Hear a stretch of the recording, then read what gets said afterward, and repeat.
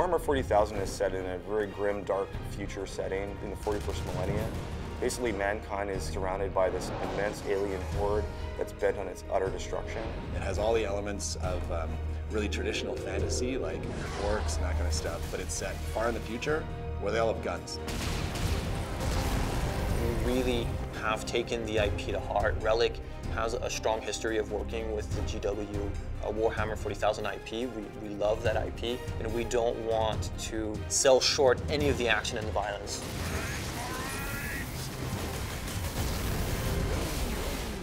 In our game, you're sent down to one small planet that's an industrialized world designed to manufacture weapons of war. The orcs are there to get their hands on the warlord-class Titan. Titans are gargantuan beasts of metal, bristling with weapons that could level whole cities. And if the orcs can get their hands on these weapons, they could ravage countless worlds, and it would be a true threat to the Imperium.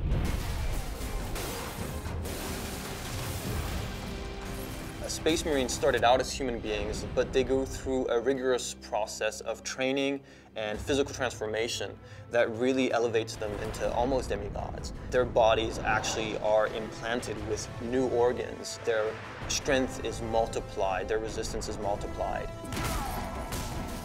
Captain Titus is the protagonist in the story. He's the main character. He has the ability to take the rules and sort of interpret them in his own way, and some of the other characters in the story have different viewpoints on how that should be interpreted.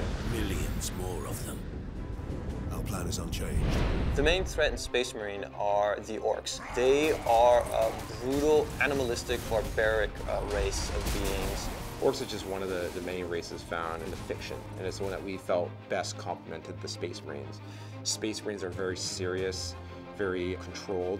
The orcs are sort of messy, vicious, violent, so it adds a nice contrast. We have some which are like shamans. They have magical powers. We also have Gretchen.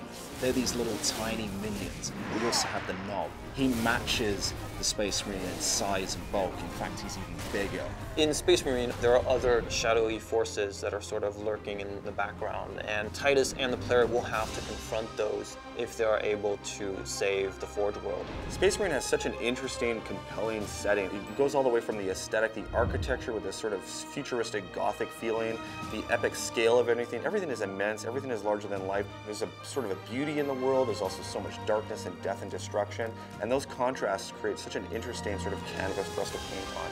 It's just a tremendous sci-fi fantasy universe. It's not just a simple story about an orc invasion in the Forge world. There's much more depth going on. There's lots of twists and turns in the story. There's betrayals. The action is amazingly intense. Really, anybody who likes science fiction, who likes any kind of blockbuster entertainment is going to love Space Marine.